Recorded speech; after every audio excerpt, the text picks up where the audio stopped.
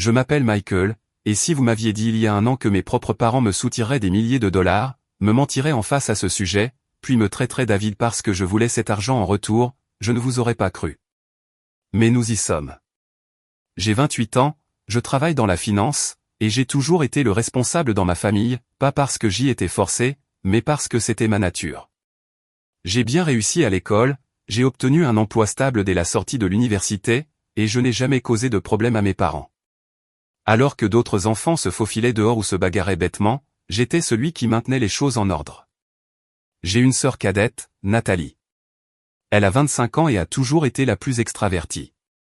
En grandissant, elle n'avait aucun problème à contester nos parents si elle pensait qu'ils étaient injustes. Moi, par contre, j'ai toujours essayé de maintenir la paix.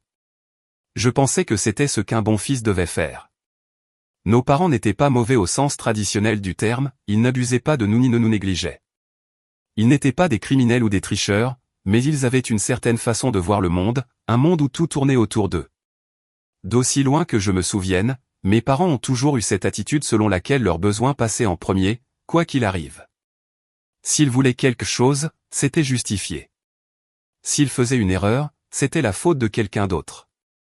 Et s'ils faisaient quelque chose d'égoïste, eh bien, ce n'était pas égoïste du tout, c'était simplement ce qu'ils méritaient. Mon grand-père, par contre, n'était pas du tout comme eux. C'était le père de mon père et la seule personne qui ne les laissait jamais s'en tirer avec leurs bêtises. Il était à l'ancienne, strict, mais juste. Il croyait au travail acharné, à la responsabilité et, surtout, à l'honnêteté. Il n'était pas du genre à faire de longs discours, mais quand il parlait, les gens écoutaient. Il était aussi riche, et mes parents ne l'avaient jamais oublié. Pendant des années, j'ai cru avoir une bonne relation avec mes parents, ou du moins je le pensais. Je les aidais quand ils en avaient besoin, et je ne demandais jamais rien en retour. Je pensais que c'était ce que faisaient les familles. Cela a commencé petit à petit, une facture par-ci, un petit prêt par-là. Ils disaient toujours qu'ils me rembourseraient, mais ils ne l'ont jamais fait, et je ne les ai jamais pressés. Je supposais juste que ce n'était pas grave. Mais l'année dernière, ils ont demandé quelque chose de plus important. 88 000 dollars. Ils ont dit qu'ils en avaient besoin pour acheter une voiture d'occasion. C'était urgent, et ils n'avaient aucun autre moyen d'obtenir l'argent. J'ai hésité, mais ils ont juré qu'ils me rembourseraient. Quand j'ai demandé un plan de remboursement, ma mère a ri. Nous sommes tes parents, tu nous dois tout ce que nous avons fait pour toi. Je me souviens m'être senti mal à l'aise quand elle a dit ça, mais j'ai ignoré. Peut-être qu'elle plaisantait, me suis-je dit. Peut-être qu'elle essayait juste de faire valoir un point, alors je leur ai donné l'argent, et ils ne m'ont jamais remboursé. Au début, j'ai essayé d'être patient. Je leur ai laissé du temps. Je ne voulais pas être le genre de personne qui harcèle ses propres parents à propos d'argent. Quelques mois ont passé, et j'en ai parlé avec désinvolture. Ma mère a balayé ça d'un revers de la main. Oh, on va trouver une solution, a-t-elle dit. On a juste beaucoup de choses sur les bras en ce moment. C'était le premier signal d'alarme, pas d'excuses, pas d'explication, juste un rejet. J'aurais dû tirer une leçon de ça, mais je ne l'ai pas fait. Quelques mois plus tard, ils ont demandé plus. 5 000 dollars cette fois. Ils avaient des dépenses nécessaires, ont-ils affirmé, mais cette fois, ils ont été très précis, ils me rembourseraient dans un mois. J'ai hésité, j'ai vraiment hésité. Mais mon père a posé sa main sur mon épaule et a dit, « Allez, mon fils. Tu sais qu'on ne demanderait pas si on n'en avait pas besoin. » Et comme un idiot, je leur ai donné. Un mois a passé. Rien. 2 mois. Rien. Puis, de nulle part, mon grand-père m'a appelé. « Michael, tu sais qu'ils ont dépensé ton argent pour des vacances, n'est-ce pas ?» J'ai en fait ri. « Quoi ? Ils sont allés en Floride pendant une semaine. Ton père s'en est vanté auprès de moi. Ils ont utilisé ton argent. » Je me suis senti mal.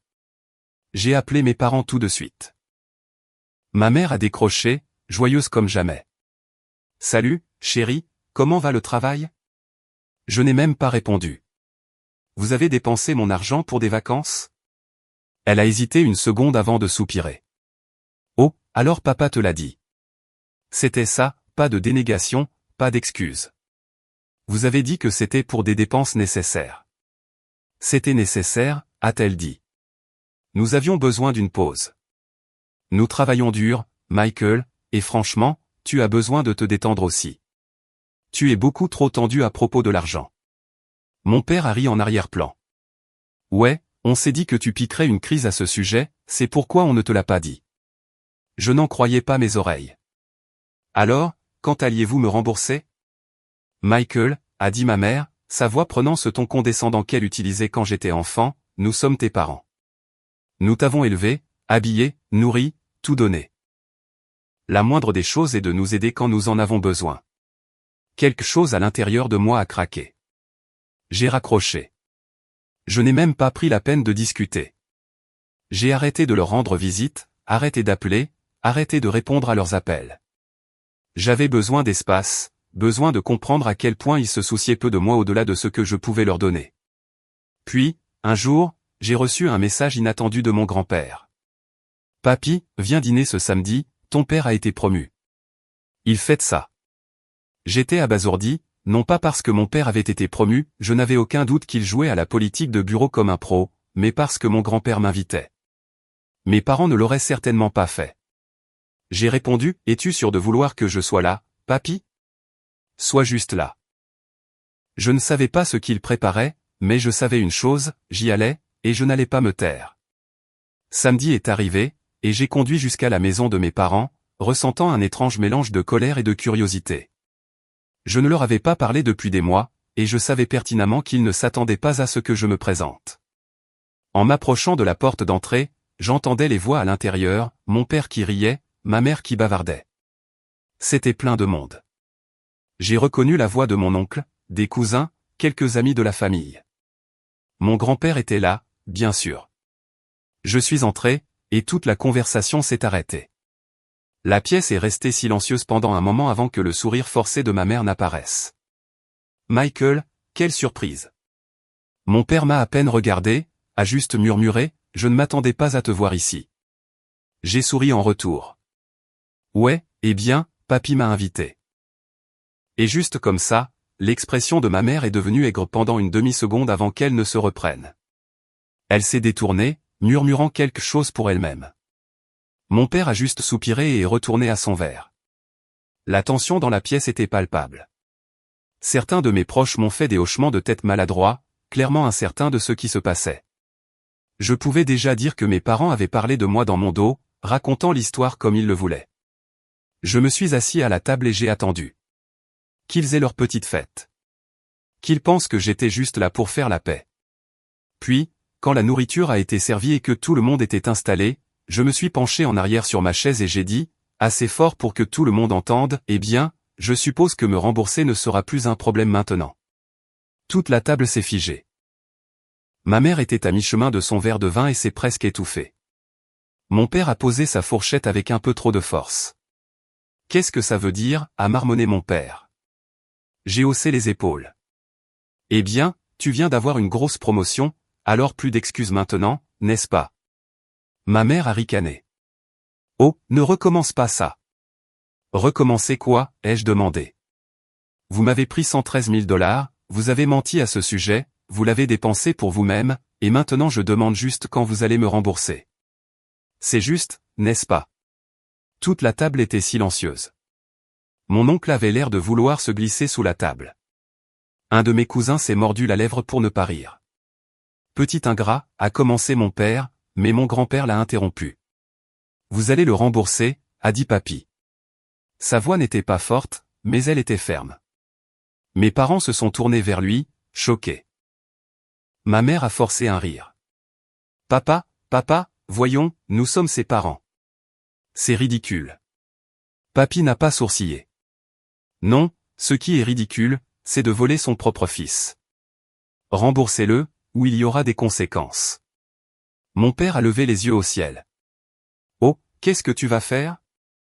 Papy s'est adossé, a croisé les bras et a dit, je vais changer mon testament.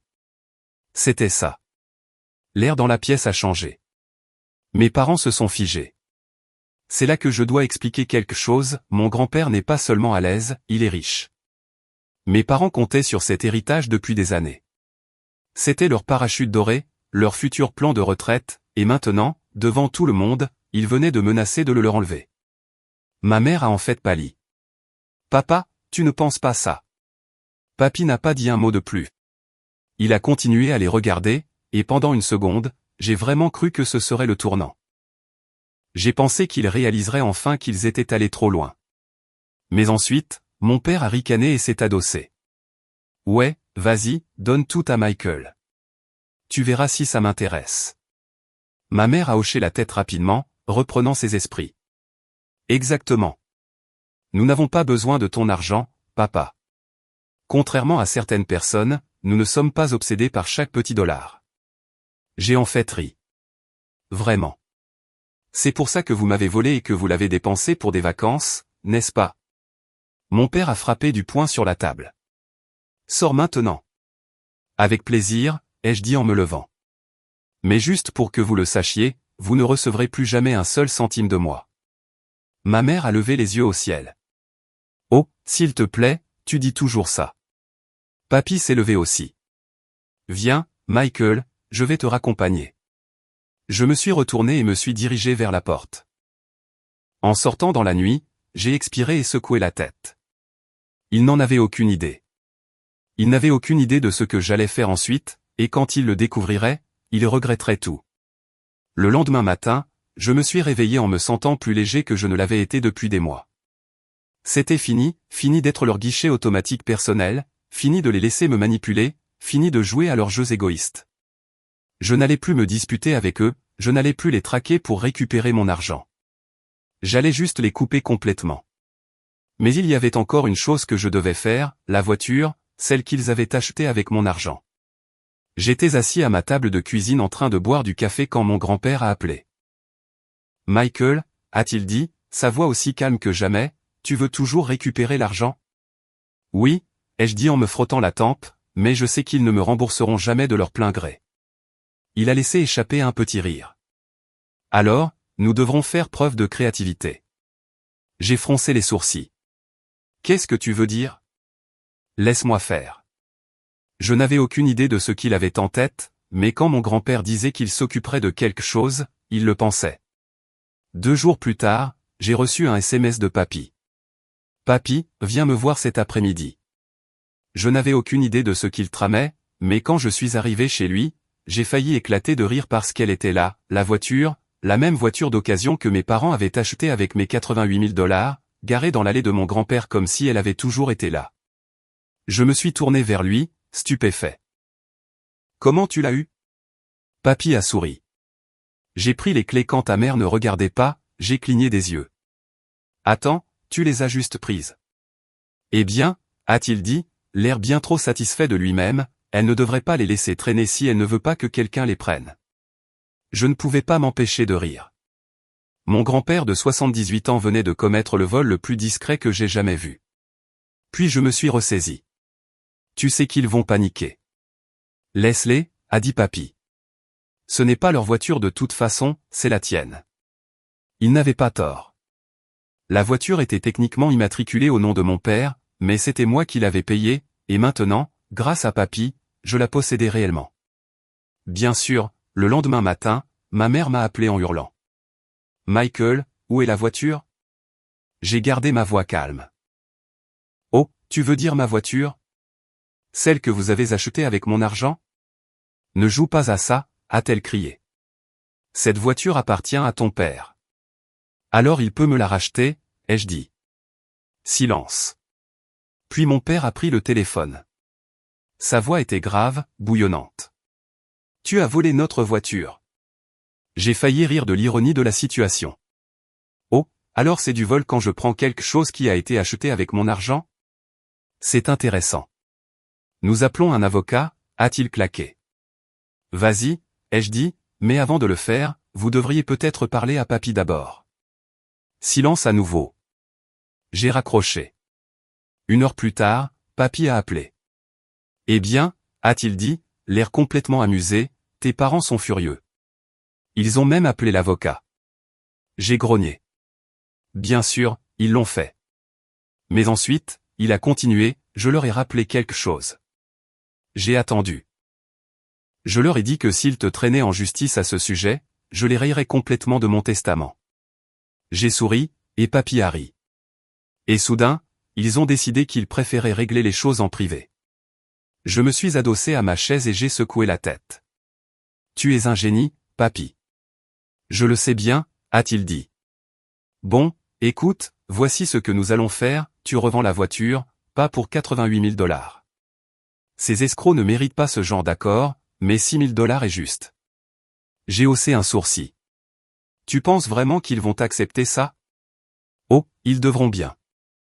Ils ont besoin de la voiture, et ils savent très bien que je suis sérieux au sujet du testament. J'y ai réfléchi. 6 000 $ n'était pas le montant total, mais c'était mieux que rien. À ce stade, je voulais juste en finir avec eux.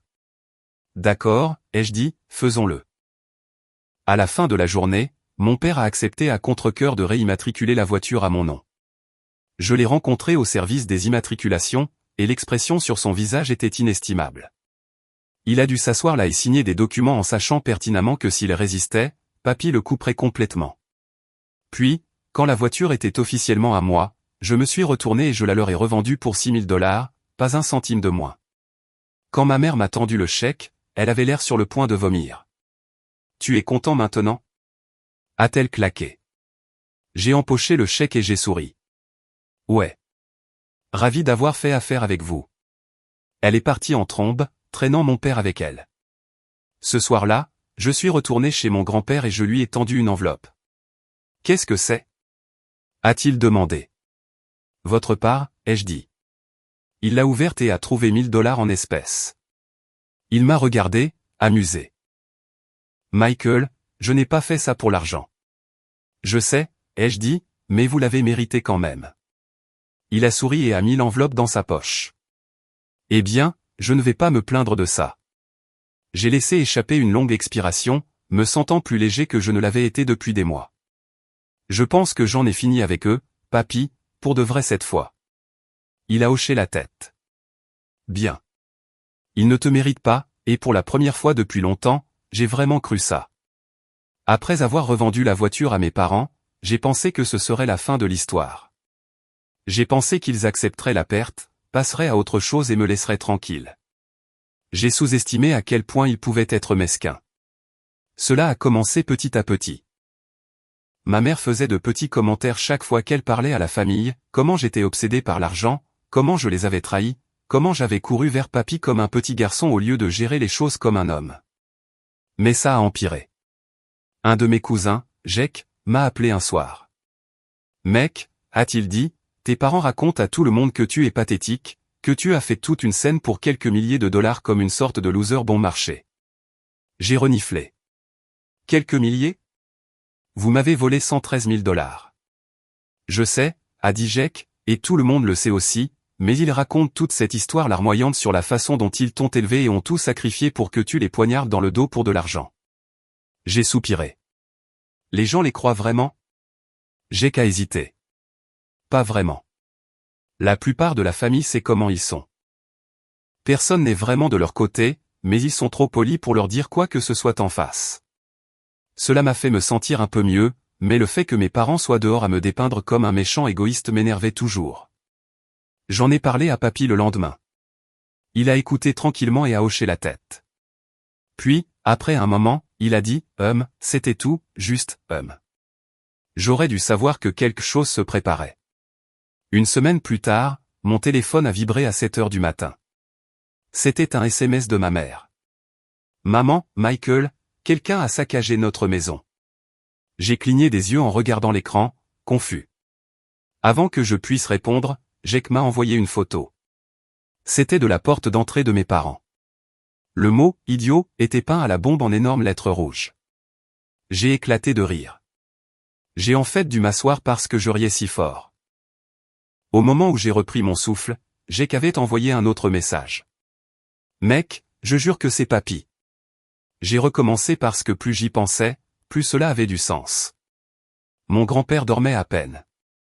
Il se réveillait à des heures indues.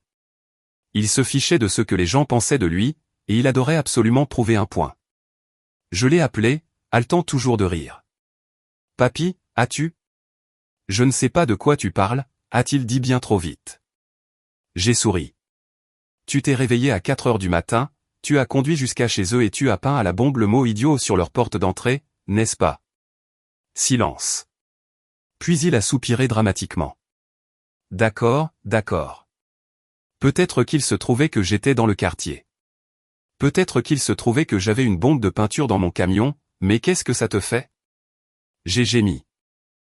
Cet homme de 78 ans s'était levé avant l'aube, était devenu un vandale adolescent à part entière et avait dégradé la maison de mes parents juste parce qu'il en avait envie.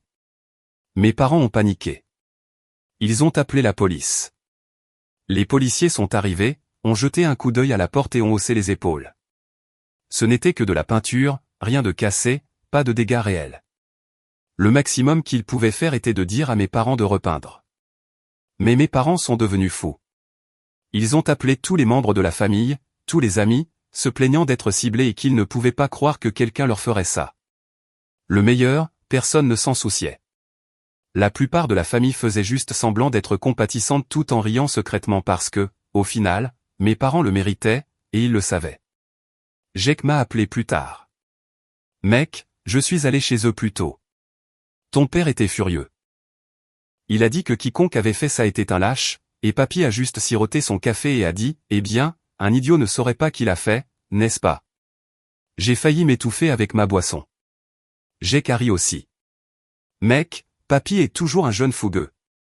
Oh, je sais, ai-je dit, souriant toujours. Il est le vrai MVP.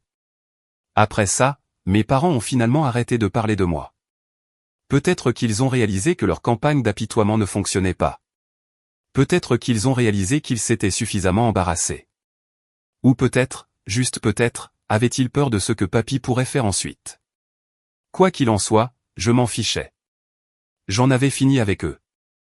J'ai récupéré $6 000, je les ai coupés et je suis parti avec une sacrée histoire. Mise à jour, je pensais en avoir fini avec mes parents.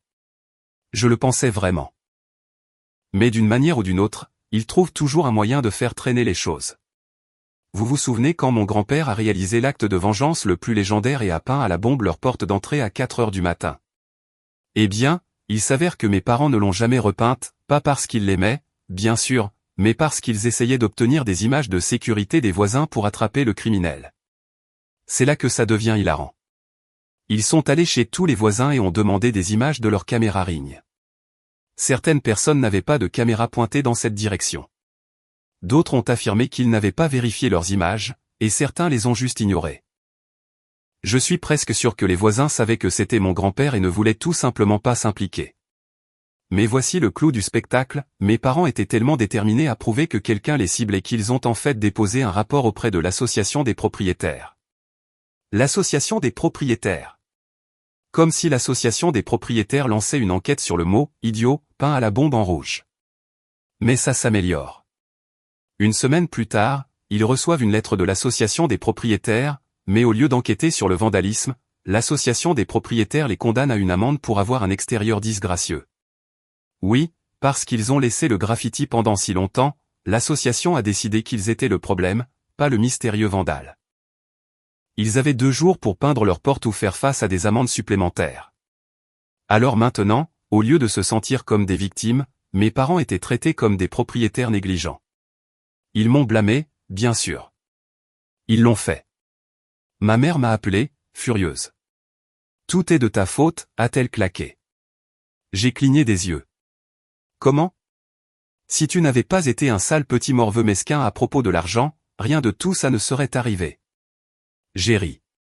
Alors, laissez-moi bien comprendre, vous avez volé mon argent, vous avez refusé de me rembourser, puis vous vous êtes fait retirer par papy, et maintenant vous êtes en colère contre moi parce que l'association des propriétaires vous a dit de nettoyer votre propre putain de porte.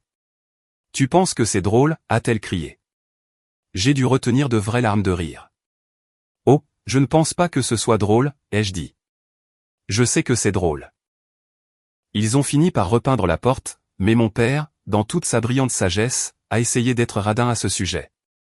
Au lieu de la repeindre correctement, il a juste pulvérisé du blanc sur les lettres rouges. On peut toujours voir le mot « idiot » à travers la peinture. Jake m'a envoyé une photo, et je jure que j'ai failli m'évanouir de rire. Maintenant, chaque fois qu'ils vont chez eux, on leur rappelle comment tout a commencé, et le meilleur dans tout ça? Papy n'avouera toujours rien. Chaque fois que quelqu'un en parle, il hausse juste les épaules et dit, eh bien, certaines choses se corrigent d'elles-mêmes.